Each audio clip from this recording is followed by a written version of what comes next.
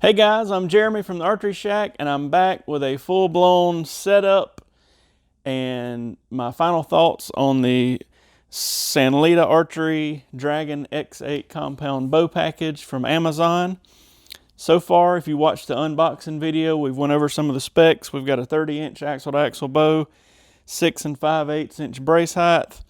It's adjustable from like 18 to 31 inches of draw length, and from almost 0 all the way up to 70 pounds. So what we're going to do here today, I'm going to take some basic tools along with what came with the bow. I'm going to set it up to my draw length. I'm going to use, now this package didn't include arrows, so for this particular setup I'm going to use a Black Eagle Outlaw arrow, and I'm going to set it up to me. I'm going to shoot it, I'm going to paper tune it, I'm going to chronograph it and let you know what we come up with. There will be one more video in our series on this bow, and I'm going to get some of the guys in the shop and we're going to take it outside and I'll shoot it and kind of do a round table discussion of what we think about it. But so far, and what we've seen for the money, this bow is going to be hard to beat for the price it's priced at. So let's quit all the chatter and let's get this thing set up. It comes with a package of Allen wrenches, so I've got those. The only thing I'm going to use that didn't come with it is an arrow leveling little system you can buy. It's in our description, just to make sure our arrows level. If you don't have this, it's actually just fine. You can pretty much eyeball it and make sure you get it right, and I'll kind of show you how to do that. So let's just start with the most basic thing, and let's put the stabilizer and wrist sling on this bow. I'm going to undo one side of it so I can get it on there. Perfect. Now I've got this in a vise. Again, you don't need a vise to do this. You could lay it on a counter just as easy. I just thought it would be better for you guys to see what we're doing here. I'm going to screw my stabilizer on. The finish of this bow is way better than I expected. I don't see any sort of machining marks or anything like that. Okay, so that's done. You want to kind of get your wrist sling to where you don't want it super tight because it'll actually cause torque, but you don't want it super loose because if you were to accidentally drop the bow, you actually want it to be there. So we're going to bolt our sight on. It also has, the sight has a light included, as well as it's tapped for a quiver mount if you were to add a quiver on top of the sight. So just standard stuff there. I'm going to take the wrenches that they provided, tighten it down.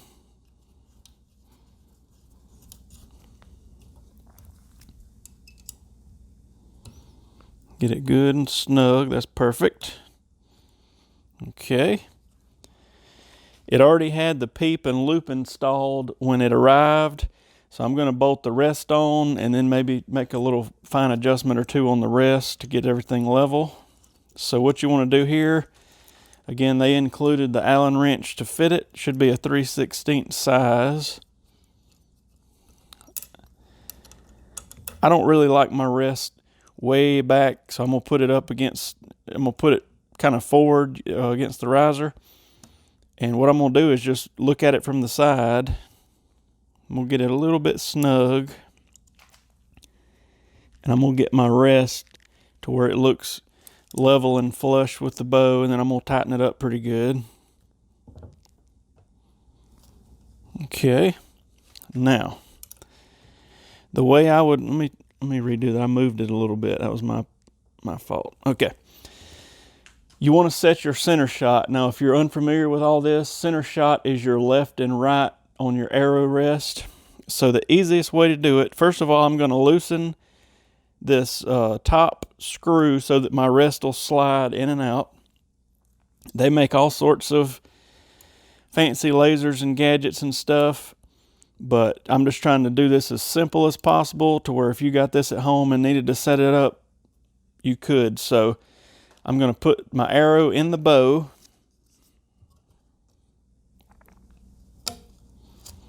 Just like that. So I got my knock between the loop knots.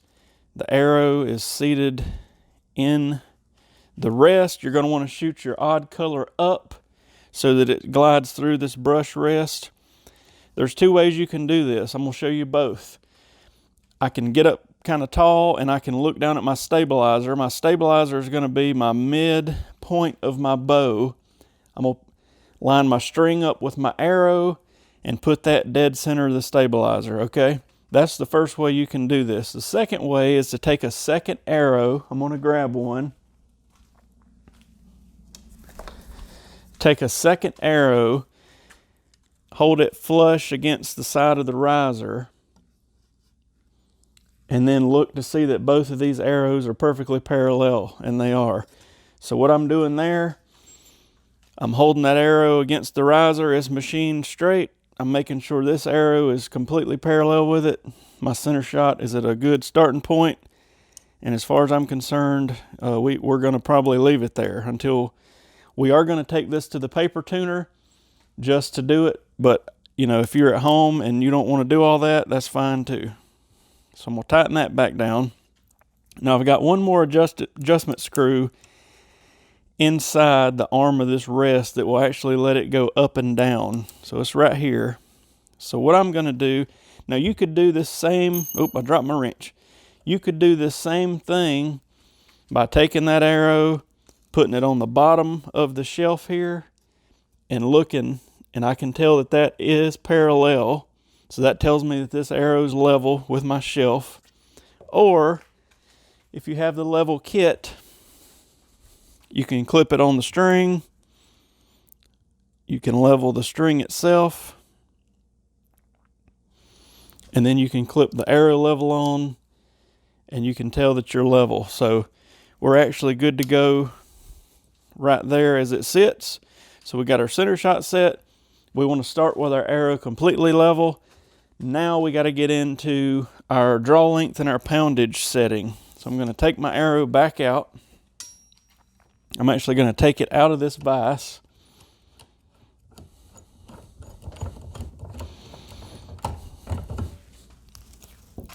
So we can actually change this draw length without the need for a bow press.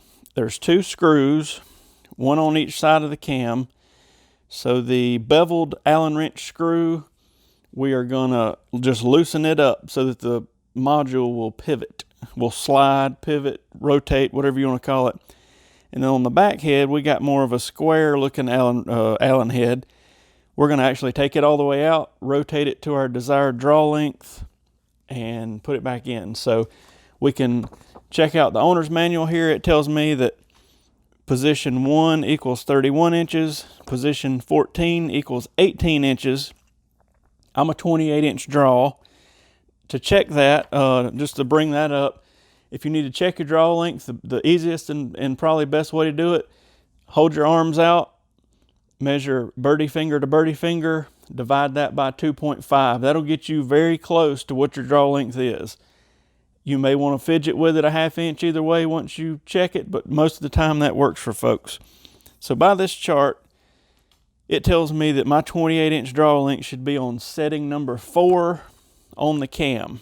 So what I'm going to do is loosen one end. Now I got to show you, sometimes according to the draw length setting on this bow, the Allen screw that pivots or slides is going to be a little bit behind the limb, but it's pretty easy to get it out from behind the limb without a bow press.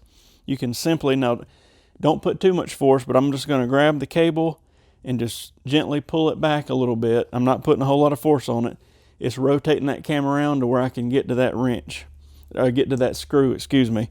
So that's how I'm going to do this. I'm going to get the wrench that fits it. Looks like it's going to be this one. I'm wrong, it's not that one. I'm going to loosen up that screw. I'm going to do the same thing on this end. And we're going to line up this mark. We're going to rotate it to number 4. Pretty simple stuff, nothing that anybody can't do at home. Got it rotated to number 4. Put my screw back in. Now, if I were gonna be shooting this bow a good bit, or if I was setting this up for a customer, I would put a dot of blue thread locker on this just to make sure everything stays tight. But since I don't have any in front of me, I'll do that later. Loosen it up. Same thing on both sides. Make sure you don't adjust just one cam. You need to adjust both. Rotate it to number 4 where it lines up with the hash mark. Tighten that back up. I'm flipping the bow back over.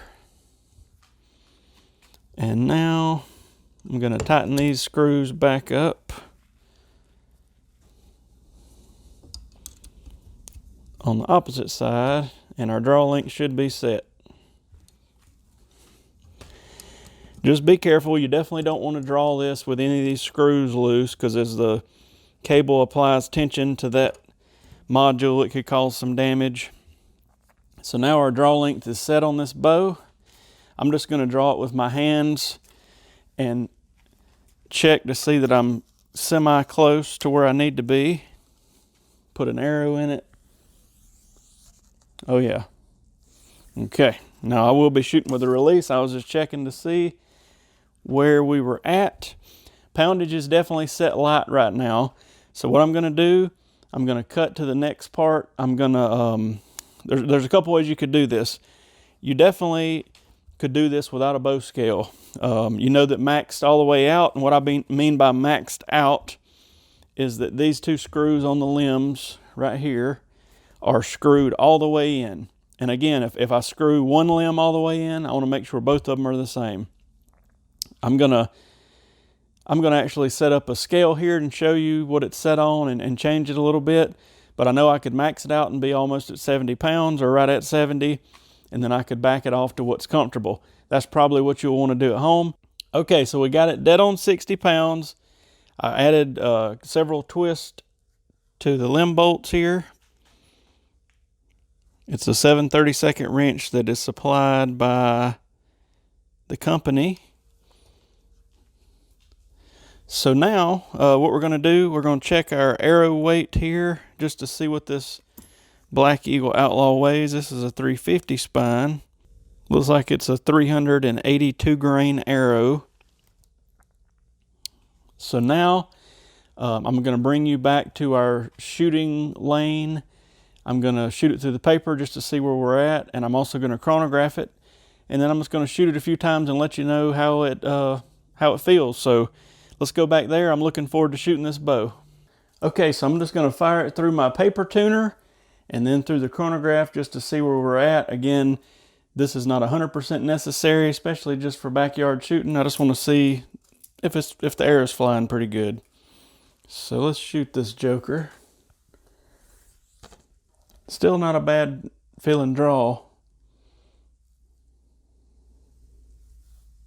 It's actually a bullet hole through the paper, so that's good. The one thing I didn't mention before is the peep height. They do have the peep installed and tied in, but if you pull back and notice it's high or low, you can slide it just by pushing that serving up or down, and then pushing the peep up or down with it. Just make sure it stays tied in. But for me, it was pretty good where it was at, so I just left it alone. So we got a bullet hole through paper. Let's shoot it through the chronograph. Again, we're on 60 pounds. We're on a 28-inch draw setting, and we got a 382 grain arrow. So let's just see what it shoots real world speed. Okay, what do y'all think? Let's see what it does.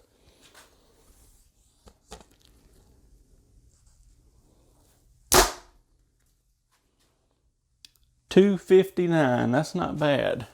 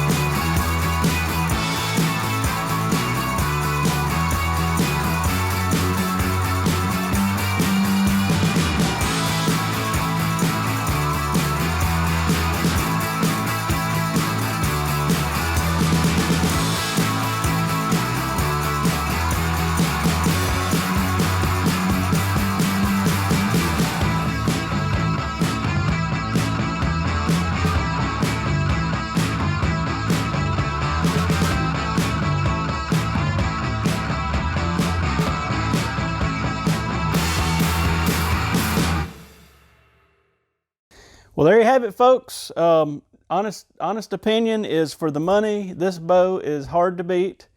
Super adjustable. It can be adjusted for anybody, a kid, a lady, a man, anywhere in between. It don't shoot bad for the price. I mean, this is a good package. If you're a beginner, I would recommend this bow. You could also buy this bow, upgrade accessories, and still be cheaper than some of the other beginner packages that shoot about the same as this. So, you know, you got a nice fiber optic sight with a light, a brush rest, a stabilizer. All you need is arrows and a release, and you're ready to shoot. So definitely give this bow a good looking over. I think it's worth buying. I would check it out. If you don't mind and you're going to buy one, look at our link in the description. We'd really appreciate it if you supported our channel and bought through that link. But I'm happy with my purchase with this bow. I think it would fit anybody. I mean, I could go hunt with it. I could shoot target with it. I could play in the backyard with it. It looks good. It feels good. I have no complaints. So check out the Sanlida Archery Dragon X8 bow. Let us know if you have any questions. Now that we've set it up and played with it a little bit, we can answer questions. Our contact information will be in the description. And if we can help you set yours up, also let us know. We'll be happy to help. Thanks for watching, and check out our other videos. We have one more video on this bow coming out where we're going to take some of the guys that work at the shop here, and I'll shoot it and then talk about what we think about it. So stay tuned for that in the next few weeks. Check out our unboxing video of it, and definitely check out this bow if you're looking to get into archery. Thanks for watching, and I'll see you next time.